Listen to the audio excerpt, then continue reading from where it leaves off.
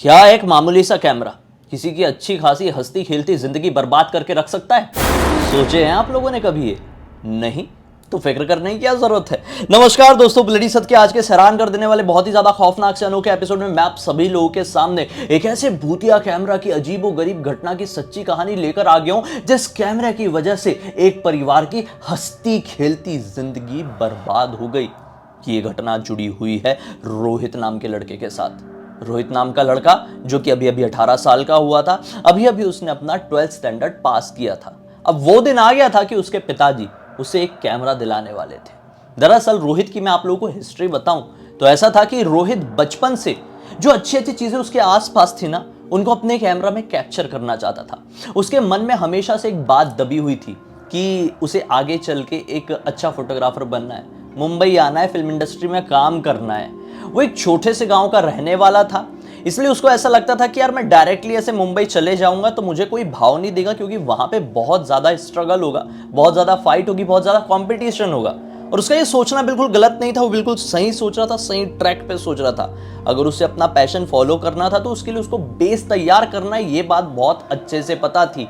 वो बचपन से अपने पिताजी से ये कहता था कि पापा मुझे कैमरा दिला दो, मुझे कैमरा दिला दो। लेकिन उसके पिताजी उसे कैमरा नहीं दिला रहे थे, क्योंकि उसके पिताजी को ऐसा लगता था कि अगर हम उसे अभी कैमरा दिला देंगे तो अपनी पढ़ाई में ध्यान नहीं लगाएगा।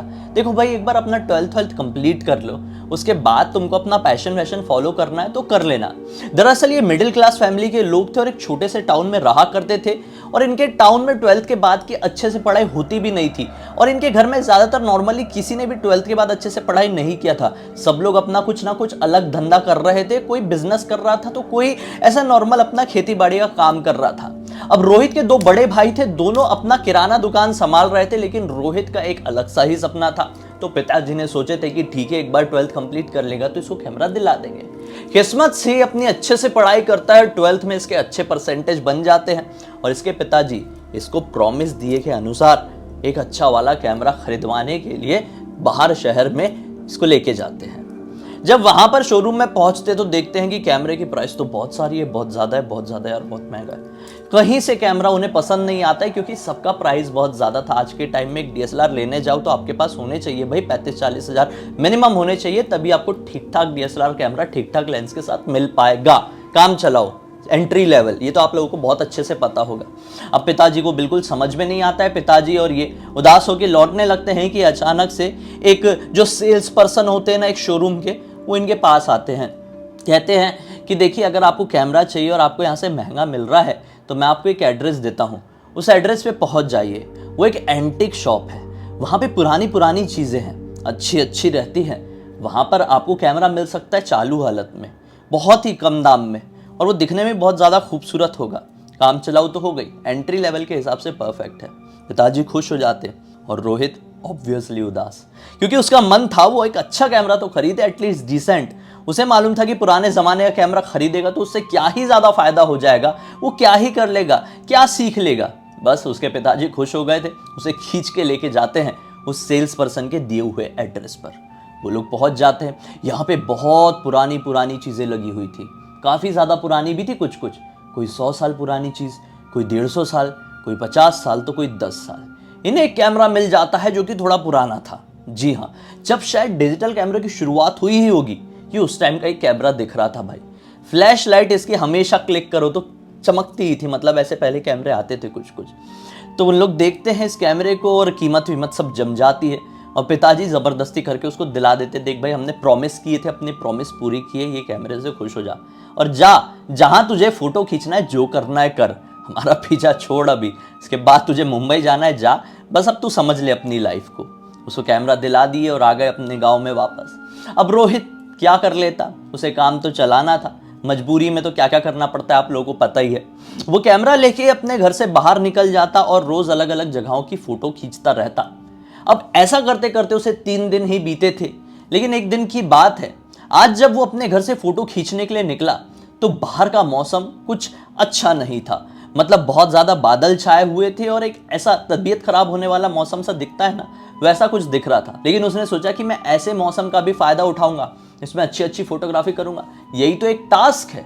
वो फोटोज़ खींचना शुरू कर देता है। फोटो खींचता है और फोटो खींचने के बाद अपने गांव की नदी के किनारे आके बैठ जाता है और फोटो बड़े ध्यान से देखने लगता है।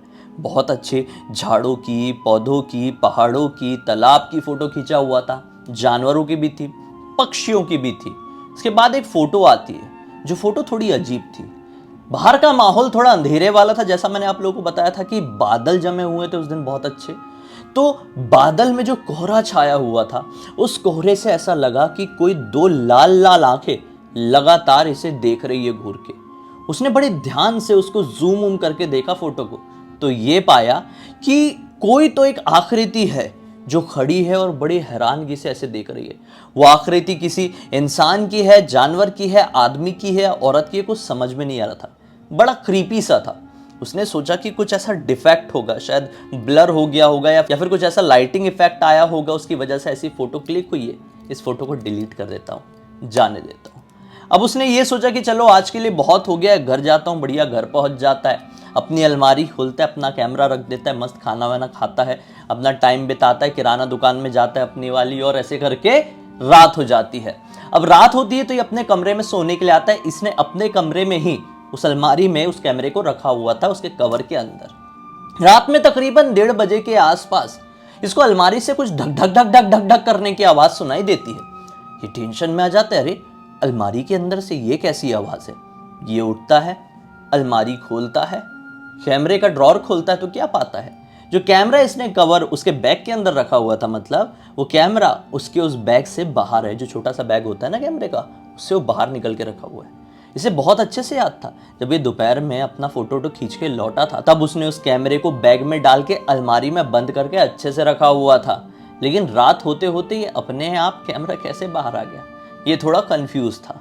ये सोच ही रहा था कैमरे को देख के कि अचानक से कैमरे का फ्लैश चमका और एक फोटो खिंच गई। ये हैरान, मैंने तो अभी हाथ भी नहीं लगाया, ये फोटो कैसे खिंच गई। ये हड़बड़ा गया, हड़बड़ा के पीछे उठा और भागते हुए अपने बाहर तक गया और चिल्ला चिल्ला के घर में जितने लोग थे सबको उठा दिया, सबको सारी बात बताया, A to Z बात बताया कि मैं सुबह गया हुआ था, ऐसी फोटो खींची, फिर मैंने ऐसे कैमरे को रखा, फिर ऐसा निकल गया, फिर अपने आप फोटो खिंच गई। तो उसके पापा ने बोले अच्छा ऐसी बात है तो रुको हम देख के आते। वो अंदर जाते अकेले, ये तो जा नहीं रहा था, इसकी हिम्मत नहीं हो रही थी। अलमारी खोलते हैं, वापस से कैमरा उठाते हैं और अब देखते हैं ऐसी तो कोई फोटो दिखाई नहीं दे रही थी, मतलब सारी फोटो डिलीटेड थी। हमने बोले कि यार इसमें तो सारी फोटो डिलीटेड है, इसमें तो कोई फोटो दिखाई ही नहीं दे रही है, तू क्या बोल रहा है कि इसमें ऐसी फोटो खींच लिया। फिर वो बोलता है पापा देखो मैंने वो फोटो डिलीट कर दिया था। तो उसके पापा भड़क जाते हैं, बोलते क्या इतनी रात में तू मजाक कर रहा है क्या। पहले बोलता है कि मैंने ऐसी फोटो खींचा था, फोटो खींच गई, तूने बताया भी नहीं कि डिलीट हो गई, और मैं अब देखने आया तो अब बोल रहा है तू डिलीट हो गई है। मतलब तू कोई खेल खेल रहा है क्या। देख मुझे बहुत गुस्सा आ रहा है और नींद ऊपर से, तू मुझे सोने दे। वैसा बोल के सोने के लिए चले जाते हैं। अब ये सोचता है कि शायद ये मेरा वहम रहा होगा यार, जाने दो, हो सकता है रात का वक्त था, दिन भर मैं बहुत ज़्यादा थक गया था, तो ऐसे इल्यूजन क्रिएट होते हैं कई बार, जाने दो, सो जाता हूँ। ये सो जाता है। अगला दिन फिर निकलता है। आज इसे फिर ढेर सारी फ़ोटो खींचने के लिए जंगल की तरफ, नदियों की तरफ जाना था। ये एक्साइटमेंट के साथ उठता है, अपना कैमरा उठाता है और पहुँच जाता है फिर से उसी नदी के किनारे। आज इसने डिसाइड किया था कि बहुत सारी वाटर फोटोग्राफी करूँगा। अब ये क्या होती है भाई वही जाने, लेकिन उसने सोचा था कि पानी में जो कोई जीव होते हैं जो कभी कभी बाहर निकलते हैं, या फिर पानी की अच्छी अच्छी सिनेमेटिक फोटोग्राफी। अब देखो जितना है उसमें काम चलाना पड़ता है। इसके पास कैमरा इतना हाई एंड नहीं था, लेकिन फिर भी उससे अपनी क्रिएटिविटी निकालने की सोच रहा था, और इसके पास गॉड गिफ्टेड थोड़ी सी क्रिएटिविटी थी भी। ये फोटो वोटो निकाल ही रहा था कि अचानक से इसने सोचा कि अब बहुत सारी फोटो हो गई यार, अब बैठ के इसे थोड़ा सा देखता हूँ, अच्छी फोटो आई है कि नहीं। अच्छी फोटो हो गई होगी तो घर के लिए निकल जाऊंगा, थोड़ा थक भी गया हूँ क्योंकि खींचते खींचते थोड़ा टाइम हो गया था। फिर उसी पेड़ के नीचे बैठता है, फिर फोटो देखना शुरू करता है।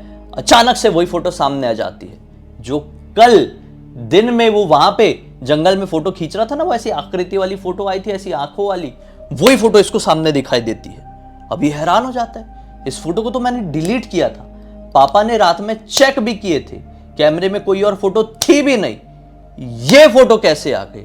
इसने बोला आज जितनी भी फोटो खींचाऊं ना सारी डिलीट करूंगा, लेकिन ये वाली फोटो डिलीट नहीं करूंगा। घर जाऊंगा, पापा को दिखाऊंगा और उनको विश्वास दिलाऊंगा जो मैं बात कर रहा था वो फालतू की बात नहीं थी, वो रियल बात थी, रियल फैक्ट था। मुझे किसी तरह का कोई अंधविश्वास, कोई वहम नहीं हो रहा है। वो भागते भागते घर पहुंचता है। किस्मत से पिताजी आज घर पे ही थे। पिताजी को बोलता है पापा पापा देखो देखो फोटो फोटो फोटो करके उसने कैमरा ऑन किया और देखो फोटो। बोला कोई फोटो नहीं, पापा ने दिए घुमा के गाल में। बोले तू चाह क्या रहा है? अगर तुझे ये कैमरा पसंद नहीं है तो इसे फेंक देना या फिर बेच के आ जा। तू बार बार ये क्यों दिखा रहा है? मुझे मालूम है तुझे कोई महंगा वाला कैमरा चाहिए था, लेकिन मैंने तुझे सस्ता कैमरा दिला दिया ना, तो तुझे आग लगी हुई है, तुझे बड़ी प्रॉब्लम हो रही है। तू बिना मतलब के फालतू की बातें कर रहा है ताकि मैं ये कैमरा बेचवा के तुझसे दूसरा कैमरा खरीदवा दूं। लेकिन नहीं, वो मानने को तैयार ही नहीं थे।